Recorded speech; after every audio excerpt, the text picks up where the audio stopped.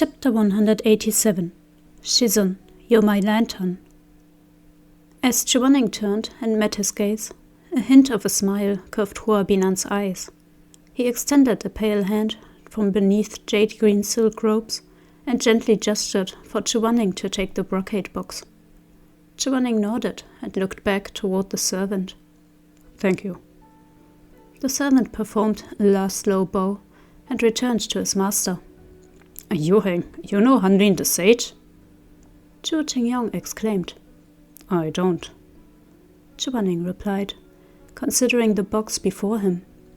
"If I did, I wouldn't have spent 2 million gold at Xuanren Pavilion for his tapir fragrance stew." "Then what's this about?" "I don't know either." Chu Wanning said. "Let's open it and take a look." When they lifted the lid, they found 5 multicolored bottles of tapir fragrance stew sweetly nestled within, along with a letter. Chu Wanning opened it.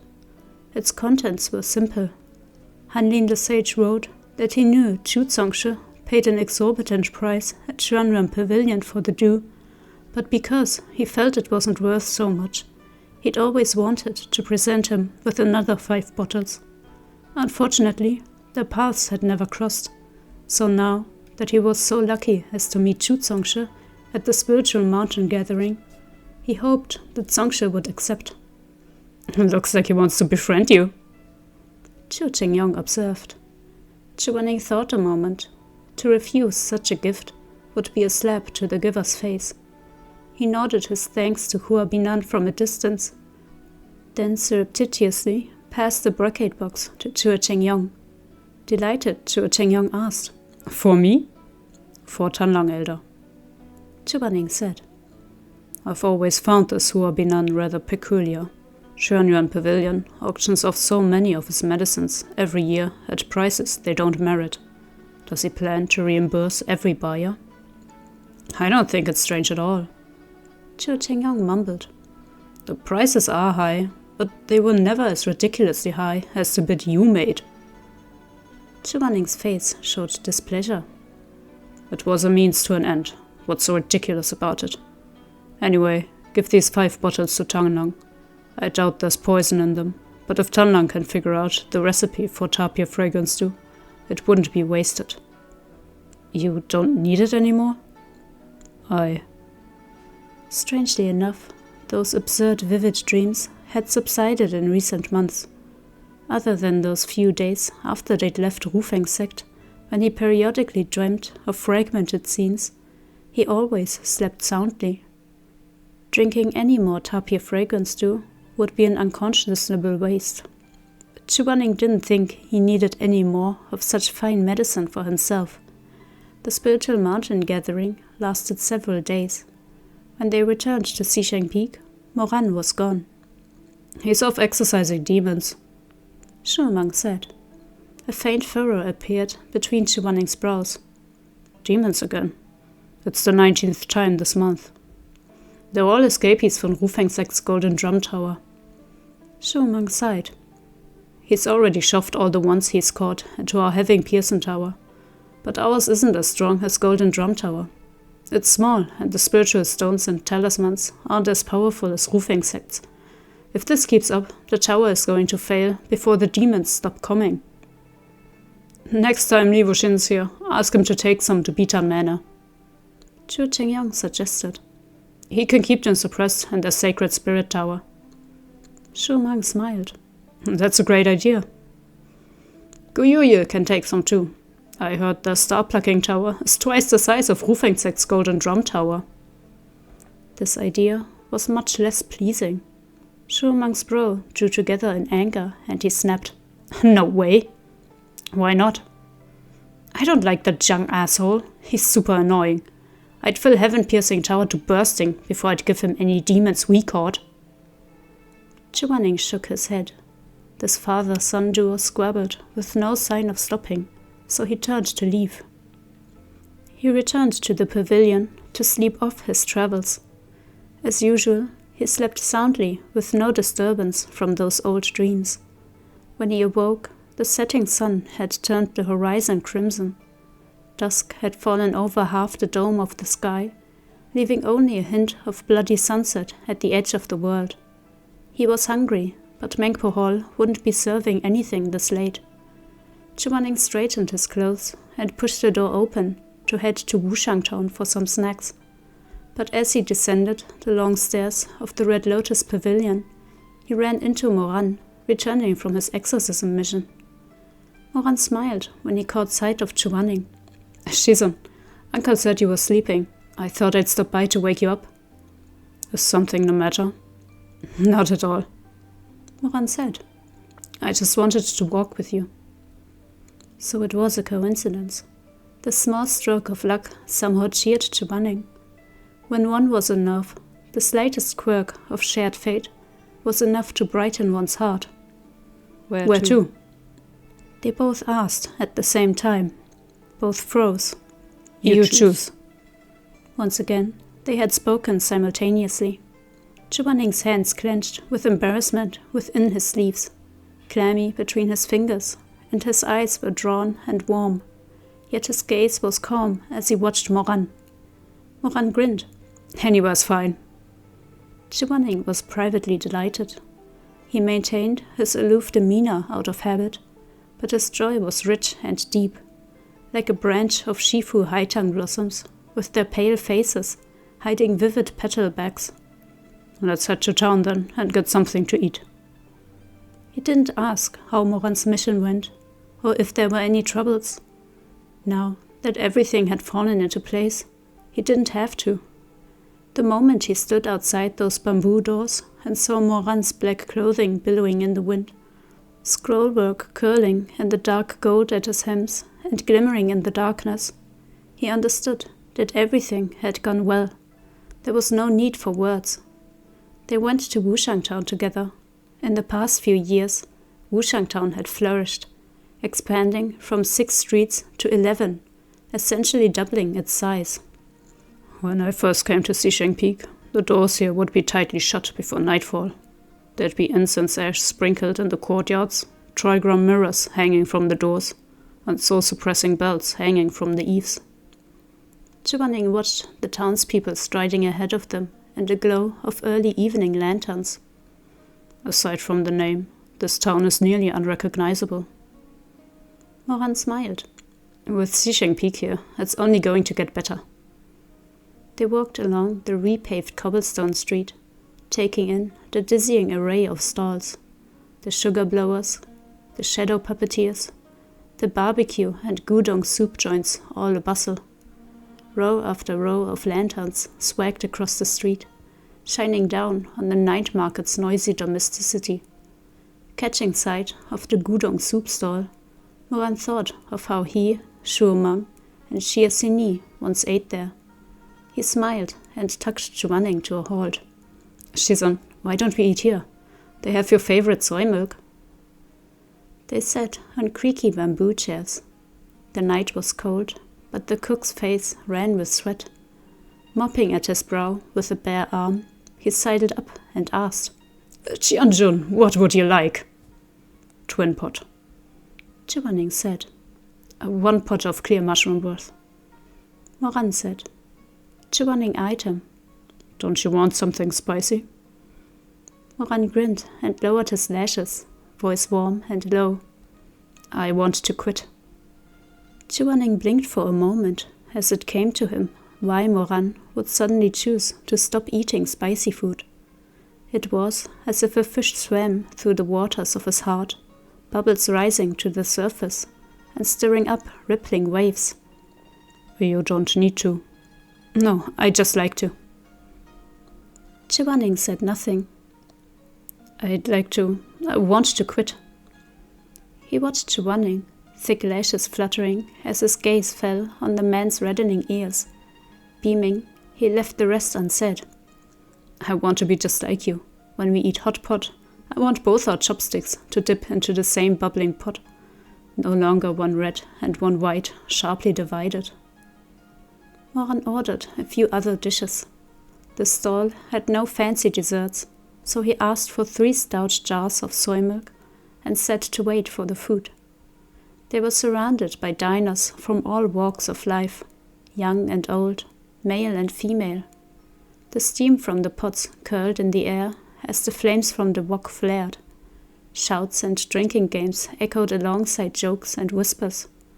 Amidst the bubbling steam and delicious aromas, the sounds of the night merged into an endless wash of tenderness.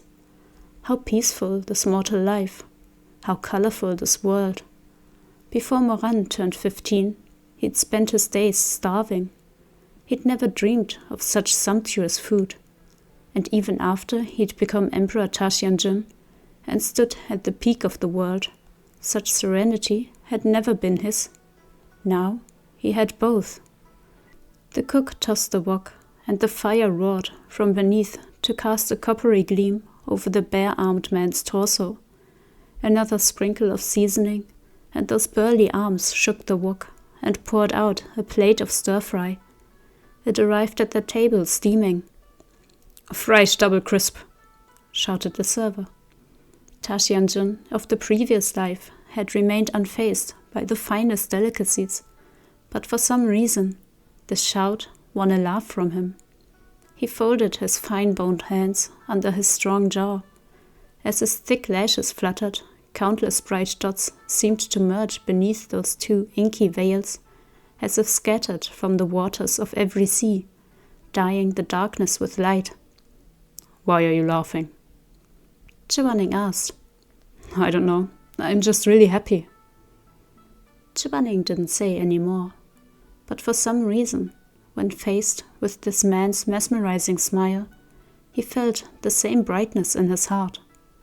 After dinner, they looked to the overcast sky, dark with the portent of rain.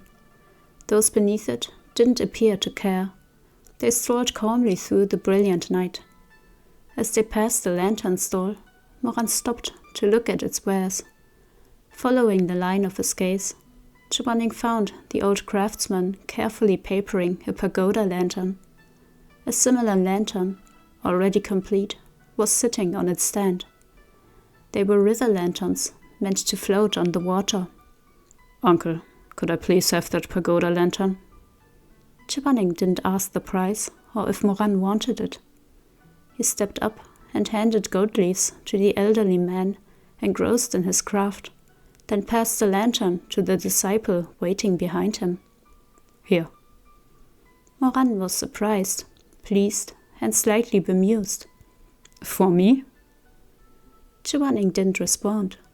With the half-jug of wine from dinner still in his hand, he looked around, his gaze falling on the babbling river in the distance, and walked toward the water. The lantern flickered, then burned brighter. The embellishments glittered, festive accents to the solemn little pagoda. Holding the river lantern, Moran mumbled, "Every year I've wanted to set one in the water, but I never had the money." "True." Chu Wanning glanced at him. "You're always broke." Moran laughed. The river flowed tranquilly at their feet. Chu Wanning didn't feel like making his way down the stone steps, so he crossed his arms and leaned back against the railing of the covered bridge. This white-clad Daojang stood with his back to the black bridge pillar, holding a jug of wine complete with scarlet tassel. He leaned back and took a sip, then turned. The red lanterns swinging from the eaves cast their warm light over a face delicate as jade. His features were serene, but his eyes were full of an unconcealed affection as he watched the man holding his lantern, slightly clumsy in his delight. "You little dummy, what's so funny about this?" Still, he watched, unblinking, as Moran walked down to the river and babbled under his breath to the pagoda lantern before lowering it into the water.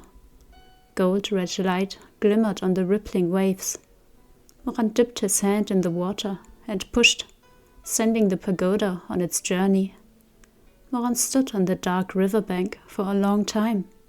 There was no festival happening that day. Other than him, no one had put lanterns on the river.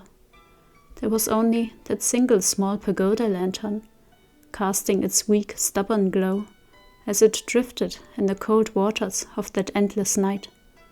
Onward it went, dwindling to a dot of flickering ember until it disappeared, swallowed by the dark. Moran stood in silence, his thoughts his own. He watched the lantern until it was gone, until the wide river's surface was lightless once more. The clouds suddenly opened. Rain beat down on the duckweed and on the dark roofs and white walls of the town. The crowd dispersed, shouting, faces creased with laughter. Such rainstorms were rare in winter. The stall workers rushed to cover the tools of their livelihoods with brown oil paper, pushing their carts as they fled in every direction from the driving rain. Chu Wanning stared woodenly into the downpour. Spring wasn't far off, but it was still winter. The storm had descended with surprising speed. Under the shelter of the bridge, the rain only soaked the edges of Chu Wanning's hem. When Moran hastily ran up from the riverside, however, he was thoroughly drenched. His clothes were wet, and his face was dripping, and even his eyes were gleaming, dark as the night. He gazed at Chu Wanning, smiling warmly and with some embarrassment. "Dry yourself with a spell," Chu Wanning said. A deluge like this was no obstacle to cultivators, especially to Zongshe like Moran and Chu Wanning. A simple barrier would see them clean and dry to Xisheng Peak, but neither moved to put up such a barrier. They stood under the bridge's awning, side by side, waiting for the rain to stop. But the storm showed no sign of weakening. The entire world was shrouded in mist and falling water. The warmth and bustle of the night market had disappeared, as if the freezing rain had diluted its colors and smeared its ink. "It doesn't look like it'll stop," Moran said. "It's really raining cats and dogs," Chu Wanning coolly replied. Moran burst into laughter. He turned to Chu Wanning and said, "What do we do? We can't go back." Chu Wanning knew he should answer with, "Aren't you a cultivator? Don't you know how to make a barrier? What do you mean we can't go back?" But for some reason, he didn't argue, nor did he agree. He just looked, face upturned, into the vast night rain. His palms were hot, his curled fingers clammy. Just as he was thinking how to respond, Moran reached over. Chu Wanning's trembling hands, with their warm palms and their slight sheen of water, fell undisguised into Moran's own. Moran looked at him. After a beat, the jut of his throat bobbing, he said, "Shizun, I want to."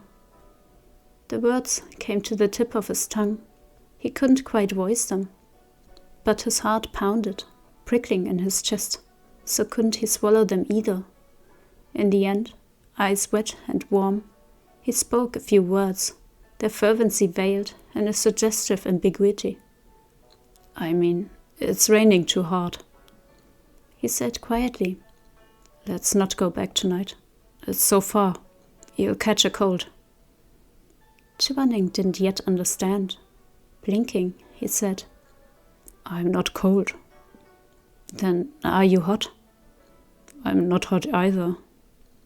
Breath scalding, chest rising and falling, Moran didn't let Chu Wanning finish his sentence.